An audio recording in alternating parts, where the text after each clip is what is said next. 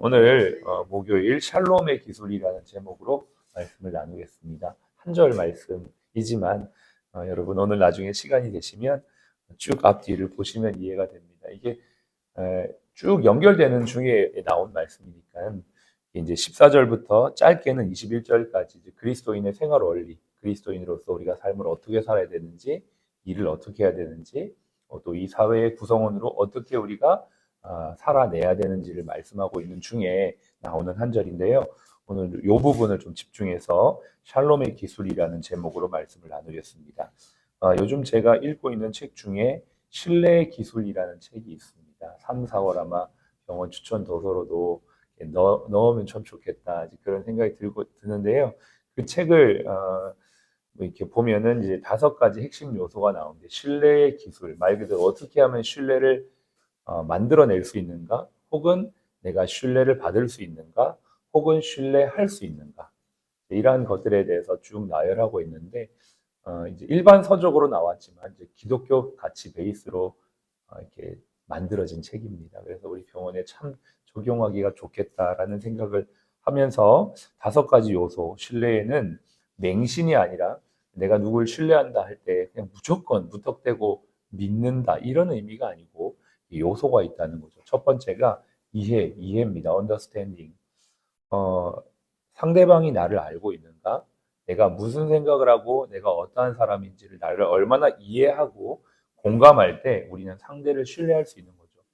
예를 들어서 우리 부모님이 우리 자녀들을 알잖아요. 얘가 어릴 때부터 어떻게 자라왔고 어떠한 기질을 가지고 있는지를 다 이해를 하고 있죠. 그렇기 때문에 우리 부모님들을 향한 자녀의 신뢰가 있는 거죠. 부모님은 나를 안다는 거죠. 두 번째 동기입니다. 모티브. 이 사람의 동기가 정말 나를 위하고 공동체를 위하는가. 그러니까 어떤 일을 할 때에 나를 위해서 뭐를 하면 그 사람에 대한 신뢰가 약해질 수 있는데 그게 아니고 공동체를 위해 일을 하는 사람은 신뢰가 되는 거죠. 선의를 구하고 공공의 선을 구하는 그 사람의 모습이 그 동기가 있을 때 우리는 그에게 신뢰할 수 있는 것이죠. 세 번째는 역량입니다. 상대에게 그 일을 맡겼을 때 그 일을 할 수 있는 역량이 있는가에 따라 우리가 그를 신뢰할 수 있는 거죠. 네 번째는 성품입니다. 이 사람이 이 일들을 정직하게 어떤 자신의 이익이나 어떤 압박 속에서도 유혹이나 힘든 환경 속에서도 변함없이 그 일들을 정직과 성실로 할 수 있는가. 그렇게 할 성품을 가지고 있을 때 우리가 신뢰할 수 있는 거고, 마지막으로 실적입니다. 과거에 이 사람이 어떻게 살았는가. 과거의 일들을 통해서 그러한 결과치를 냈는가. 우리가 이제 어떤 사람들을 선발을 할 때 이력서를 보는 것이 그런 내용이죠. 과거의 실적, 과거의 걸음, 과거의 모습들이 이 사람에 대한 신뢰를 우리가 할 수 있는 모습이죠. 요게 5가지가 이제 신뢰의 기술의 핵심 5가지인데요. 요거를 그대로 신앙으로 들어가 가지고 적용하면 우리가 하나님을 신뢰할 수 있는 이 이유가 여기 안에 다 들어가 있는 것이죠. 우리가 하나님을 어떻게, 왜 신뢰할 수 있습니까? 하나님은 우리를 너무나 잘 이해하는 분이기 때문에 우리는 하나님을 신뢰할 수 있어요. 시편 139편에 보면 아시고 아시나니 이런 표현이 시편 139편에 쫙 나와 있습니다. 잠깐 소개해드리면 여호와여 주께서 나를 살펴보셨으므로 나를 아시나이다. 주께서 내가 앉고 일어섬을 아시고 멀리서도 나의 생각을 밝히 아시오며 나의 모든 길과 내가 눕는 것과 나의 모든 것을 살펴보셨으므로 나의 행위를 익히 아시오니 여호와여 내 혀의 말을 알지 못하는 것이 하나도 없다. 이 시편의 고백에서 하나님이 우리를 너무나 잘 아시는 분이라는 고백을 하고 그러기 때문에 내가 하나님을 신뢰하는 것입니다. 여러분 우리가 이 세상을 사는 동안 정말 불안하다. 어제도 그런 얘기를 했는데 그건 모르기 때문이에요. 미래에 어떠한 일이 일어날지 내가 선택한 결과, 내가 선택한 일에 대한 그 결과가 어떻게 될지를 모르기 때문에 불안한데 우리도 몰라요. 모든 사람이 어떻게 미래를 압니까? 그러나 우리가 아는 건 하나님께서 우리의 모든 길을 가장 선한 길로 인도하신다는 걸 안다. 그래서 우리는 신뢰하고 그 신뢰가 샬롬 평안으로 삶을 살아갈 수 있게 하는 것이죠. 이게 가장 중요한 이해, 하나님은 우리를 아신다는 거고요. 두 번째, 동기. 하나님은 우리를 멸망시키거나 망하게 하거나 고통 가운데 이끌어가는 게 아니고 우리를 가장 좋은 길로 인도하시고 미래의 소망과 평안을 주시는 분이라는 걸 우리 하나님의 동기가 바로 우리를 향한 선한 뜻에 있다는 걸 알기 때문에 우리가 신뢰할 수 있는 것이죠. 예레미야 19장 11절에 여호와의 말씀이라 너희를 향한 나의 생각을 내가 아나니 재앙이 아니요 평안이요 장래에 소망을 주려 하는 것이다. 지금 우리의 삶에 어려움이 있고 고통이 있지만 그것으로 멸망받고 어려워지는 게 하나님의 뜻이 아니고 하나님의 동기는 우리에게 소망 주고 미래에 꿈을 주고 또 이 과정을 통해 승리케 하는 하나님의 선한 동기가 있기 때문에 신뢰할 수 있는 것이죠. 세 번째, 역량. 이건 말할 것도 없죠. 하나님은 전능하신 하나님, 무에서 유를 창조하신 하나님이시죠.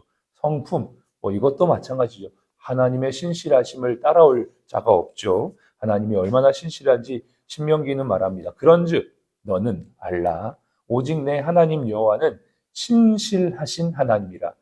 하나님의 이름이 신실이에요. 신실하신 하나님.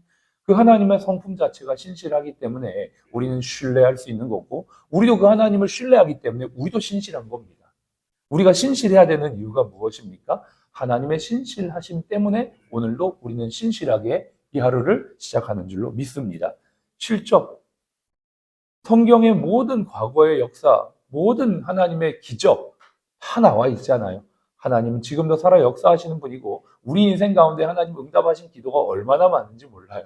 그 하나님을 우리는 신뢰할 수밖에 없다라는 것입니다. 그래서 이 책을 기반으로 우리의 삶을 신뢰라고 놓았을 땐 결국 우리의 신뢰의 근원이 하나님이시기 때문에 우리는 이 신뢰를 가지고 우리의 삶과 일터에서 동료들과 함께 신뢰의 공동체, 그래서 샬롬의 공동체를 만들어 가야 된다라는 것이 이 저자가 말하는 내용이고 제가 성경적으로 조금 더 부연 설명하며 말씀을 드립니다. 우리가 이 공동체에서 이 신뢰의 공동체로 샬롬의 공동체로 만들기 위해서 우리는 세 가지를 생각을 해야 돼요. 첫 번째는 용서입니다. 오늘 12장 18절은 말합니다. 할 수 있거든 너희로서는 모든 사람과 더불어 화목하라, 샬롬하라. 첫 번째는 이것이 가능하려면 용서받는 자가 되고 용서하는 자가 되어야 합니다.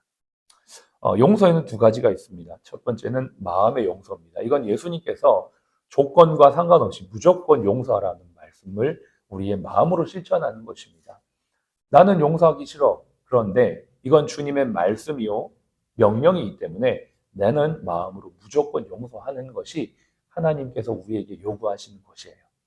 예수님께서도 십자가에서 이제 돌아가시 직전에 주님, 저들이 저들의 죄를 알지 못합니다. 저들을 용서해 주십시오. 용서하시고 용서를 구하는 예수님 모습 보죠. 그건 뭐냐면 그들이 예수님한테 용서를 구하지 않아도 하나님의 뜻이기 때문에 예수님은 무조건적으로 용서하시는 장면을 보게 됩니다. 이것이 결국 명령이면서 용서해야지 우리는 우리 마음의 올무로부터 자유케 됩니다. 용서하지 않으면 우리 마음에 계속적으로 그것이 올무가 되어서 그 사람과의 관계 속에서도 미움이 생겨나게 되고 결국 그것이 내 영혼을 갉아먹는 고통의 올무가 되는 것입니다. 그렇기 때문에 주님은 궁극적으로 우리를 위해 용서하라고 하신 것이에요.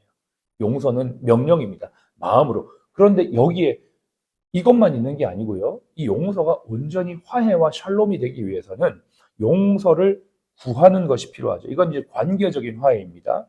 쌍방적이고 조건적인 회개와 용서, 사과가 전제될 때 온전한 관계가 회복이 되는 것이죠.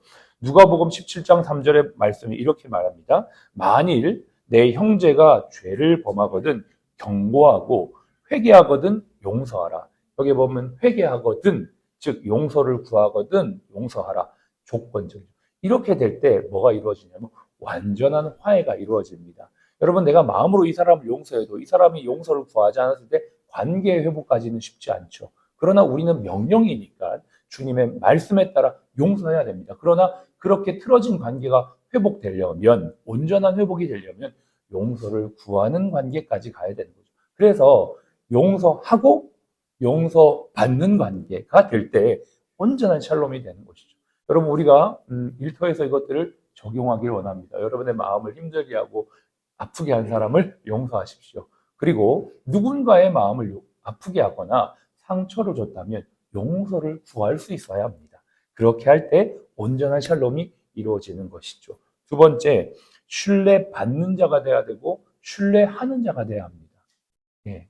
우리가 이제 이 샬롬이라는 것은 결국은 일터에서는 어떤 일과 역량에 맞닿아 있어요. 일의 영역과 맞닿아 있을 수밖에 없습니다. 그래서 내가 신뢰를 받는 자가 될 수 있도록 하나님께서 우리에게 주신 업무 영역에 대한 최선의 역량, 최선의 퍼포먼스를 낼 수 있도록 최선을 다해야 합니다. 왜냐하면 이것이 하나님의 성품과 또 맞닿아 있기 때문입니다. 하나님께서 우리를 어떻게 인도하셨습니까? 가장 완벽하게, 가장 훌륭하게, 가장 퍼포먼스 있는 모습으로 우리의 삶을 인도하시거든요. 그런 하나님의 성품을 받아서 다윗도 어떻게 했습니까? 공교하게 이스라엘 백성들을 인도했다라고 시편은 말합니다. 공교하게, 스킬풀, 실력 있게, 역량 있게.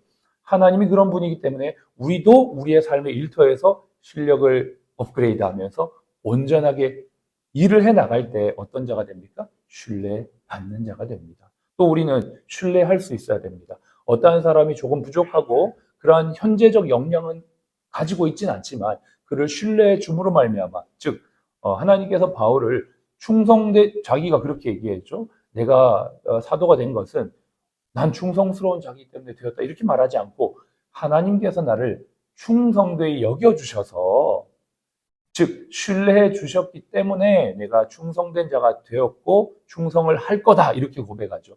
그렇기 때문에 우리도 어떠한 부분에 있어서 지금은 부족할 수 있고 연약할 수 있지만 신뢰해 주고 기회를 주어서 그가 신뢰받는 자가 될 수 있도록 신뢰하는 자가 먼저 되어지는 것이 우리의 샬롬, 우리 공동체의 시스템을 세워가는 아름다운 모습이다라는 것입니다. 그래서 이건 조심해야 되는 부분이 있는 것 같아요. 성급하게 어떠한 사람이 뭐 예를 들어서 인사채용 관점 볼 때 어떤 사람이 어떤 병원에서 퍼포먼스를 냈는데 이 사람 저기서 잘했다더라. 그래서 우리 병원에 탁 데리고 와서 그걸 어떤 큰 중책을 맡겼을 땐 리스크가 있을 수 있다는 것이죠.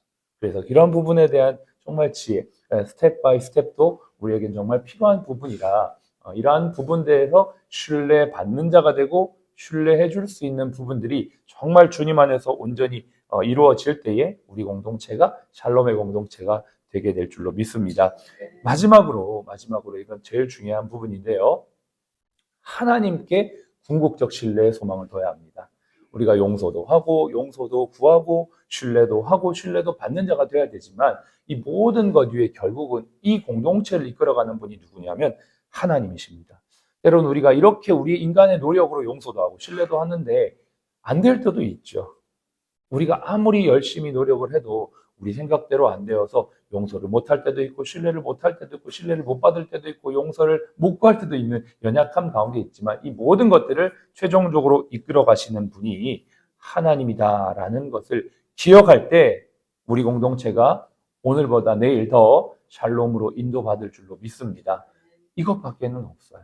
결국은 조직도 그렇고 나라도 민족도 그렇고 가정도 그렇고 오직 하나님께 소망을 두는 것, 그렇게 할 때 우리의 삶이 오늘도 주님 안에서 조금 더 샬롬의 삶에 가까워질 줄로 믿습니다. 사랑하는 지체들, 우리 모두가 여기에 완벽해서 있는 것 아니죠. 그러나 하나님께서 우리를 이곳에 있게 하셨고 우리를 사랑하셨고 우리를 믿어주셨기 때문에 오늘도 이 일을 감당합니다. 그렇기 때문에 오늘도 우리는 주님의 뜻을 이루며 우리 공동체가 주 안에서 더욱더 샬롬 공동체가 되어질 때 하나님께서 우리를 통해 이 지역사회에 그리스도의 샬롬을 전하게 하는 귀한 통로가 될 줄로 믿습니다. 이 일들 함께 이루어가는 저와 여러분들에게 주의 은혜와 능력이 오늘 이 하루도 넘칠 줄로 믿습니다. 기도하겠습니다.